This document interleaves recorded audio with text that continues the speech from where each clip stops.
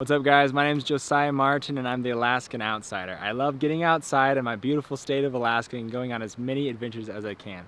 And while I'm out on these adventures, I love bringing you along with me so you can enjoy them too, all while discussing some helpful tips, filmmaking gear, and strategies all along the way. So today I'm going to be talking about ND filters and why you might need them and why you might not need them. So although Sandmarc did send these in the mail to me free, they didn't pay anything for my opinion. So I'm giving you my honest feedback on what I think about ND filters in general. So why do you need an ND filter? When I first got my Mavic 2 Pro, I didn't use any and I was still getting very good footage. But what I learned is that there are three main reasons of why you would fly with an ND filter on your drone. The first one is to control the amount of light hitting your sensor and controlling the exposure. Second is to help with glare and reflections. And third, to help with the motion blur to get that more smooth and cinematic look. So number one, to control exposure. Long exposure photography is only possible if it is really dark outside or if you have an ND filter to stop back the light.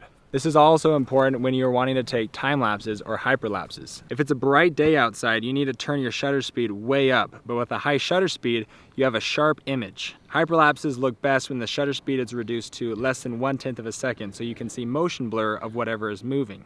It helps the images blend together better to have a more lively and active feel. If you kept the shutter speed high, the images would look stiff and unnatural. So the second reason an ND filter is really useful is on bright sunny days, just like it is today. It can help bring down the brightness of the sun, and then you can bring the shadows up in post-production to balance your image out.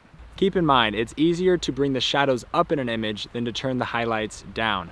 If a shot is overexposed, the highlights are lost. You're not going to get those back. It's going to be much easier to bring the shadows up than the highlights down. So the reason I brought these ND filters out today is because they're polarized. So I wanted to test to see how good the polarization is on these and to see how good the filters truly are with the different ND stops. This pack of 4 comes with an ND stop 4, an 8, a 16, and a 32. Right now, because it is super bright outside, I went ahead and put the 32 on the Mavic 2 to make sure the highlights of the snow weren't blown out. The theory behind polarization is that it will reduce glare and reflections, which on snow can occur. Now it's going to happen more on water and ice, but it does happen a little bit on snow. So to utilize a polarized lens best, you would actually want to set up the drone so that way it's hitting the polarizer at a 90-degree angle to the sun, and then it'll cut back on the glare and reflection. Now there are some times that you want to keep the reflection.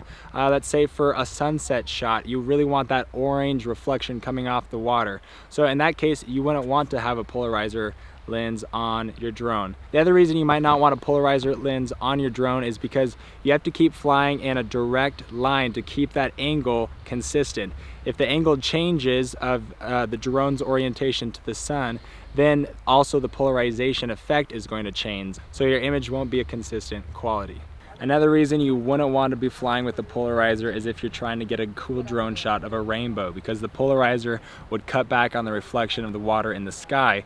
The third reason you want to fly with an ND filter on your drone is so that way you can maintain a shutter speed of 1/50th of a second if you're filming at 24 frames per second, because you want to keep that double frame rate rule. The main reason you want to follow that rule is to keep motion blur in your footage. The human eye sees motion blur, so if you wave your finger in front of your eyes, you'll see that your finger is blurry. Now on a slow motion camera, you wave your finger and it's super sharp and stiff. Because the human eye sees motion blur, as filmmakers, we want to replicate that look to be more pleasing to the human eye.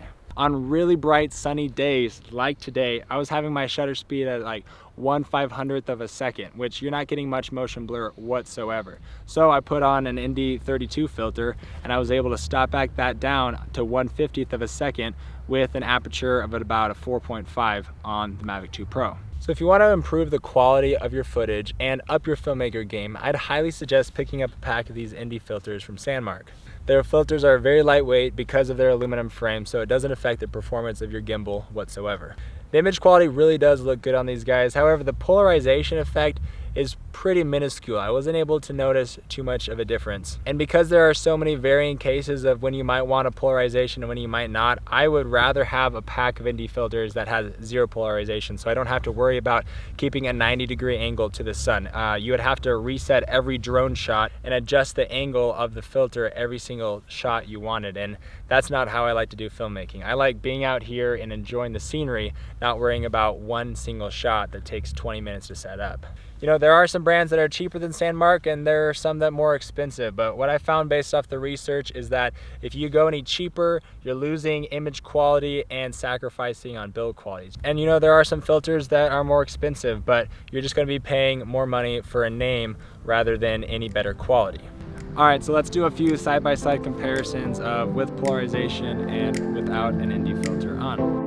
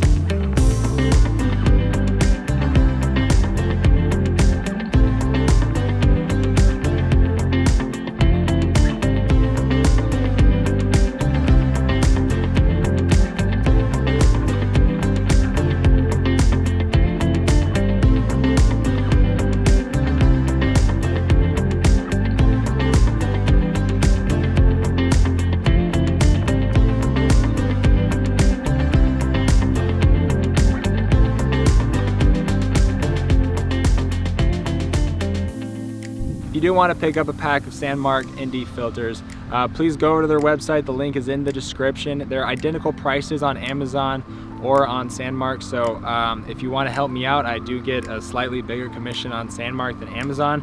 Of course, that is a benefit to me, but it's really not what I'm doing this video. I'm trying to provide value to you guys who are also interested in stepping up your filmmaking game. Thanks so much for watching this video, guys. If you found some value in this video, please consider subscribing. Help me out by giving this video a thumbs up. And if you want to check out the rest of my adventure here in Fern Valley, you can click on the video right here or at the end of the end screen of this video. Let's go ahead and do some more tests with these ND filters. I'm going to take off running and the drone's going to follow me. Let's go.